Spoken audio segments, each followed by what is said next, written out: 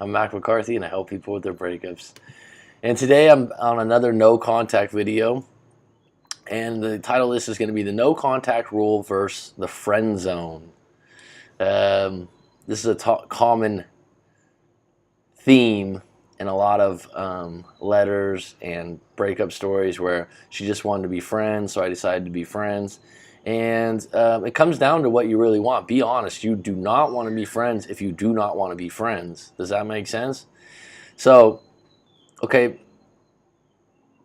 the short answer is I don't believe it's right to accept friendship if all you want to be is with that person officially, boyfriend, girlfriend, wife, husband. You're official. It's misleading, it's needy, and it's a lie when you say, oh yeah, that's fine, I'll be a friend, with expectations of getting back together, which will disappoint you, or with intentions of trying to turn that friendship into a relationship again. Does it work sometimes? Sure it does. But I'll tell you this, if you're playing that friend role and you're using this tactic, chances are you are being needy and you're not even treating them like you would a regular friend. It's really hard to go from relationship to friendship. They're kind of two different things. Let me take that back, because a relationship is a friendship, an intimate relationship. Be upfront with yourself and your ex of what you want and why. This is so true. Be upfront with yourself and your ex of what you want and why. I ask people this a lot. What do you want? People go in their story and keep going on about how bad she was and then tell me at the end how bad they want her back.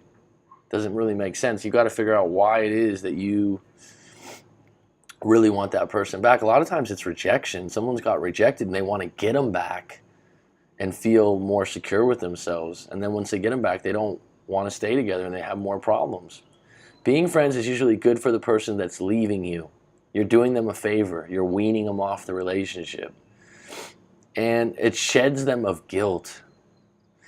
So if they are breaking up with you, they love you or they loved you, they really feel guilty about the breakup. They don't want to put you in that situation. They don't want to make you feel bad. They don't want to make you cry. So the fact that you do that, you're doing them a favor. And they'll still get to see you when they want, especially guys. If it's a woman, you still keep that friends with benefits. You keep the door open, but you get your cake and eat it too. It's quite attractive to be in a friendship with the possibility of hooking up here and there. But what someone is saying a lot of times when they go, well, we can still be friends, they're leaving the door open to meet other people. Can you deal with that? So you can't go down there, well, we were friends and then, I can't believe it, but you started dating already after a month. What'd you expect?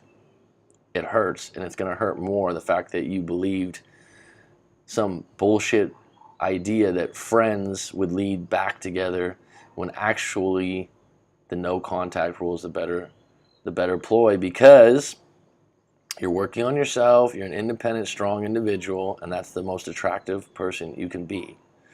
I've read so many people write, so I have read that so many people have accepted friendship, hoping that they would stay close and get back together.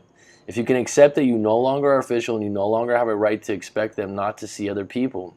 So that friendship includes the fact that you're okay with them seeing other people and possibly mentioning it, putting it in your face. Because that is what it comes down to. When someone breaks up, 80% of the time they want the opportunity to meet someone else eventually. Now, let me talk about this deeper.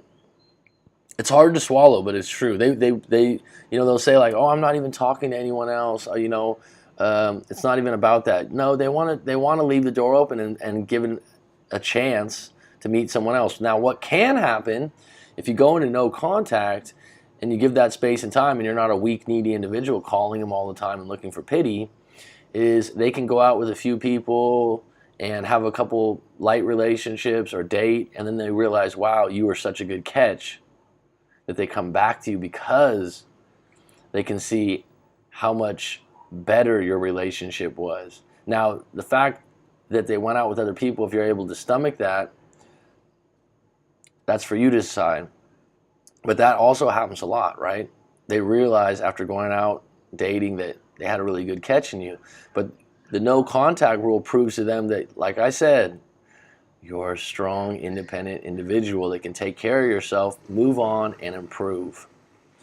If you go into no contact, they meet some other people, they don't measure up to your connection, that might be a reason for them to come back to you. They tried other restaurants and yours is better, right? Like I said, if this is the case, then you got to be able to accept that they were dating while you had this no contact and not ask questions and stay in the present. If you get back together and they break the no contact and they contact you, you don't want to know who they were seeing or what they were doing, because that's the past and they were allowed by the rules of not being in a relationship anymore to do what they wanted. That's what they wanted. You got to get back in the present when you get back together and move from there. Hope that helps.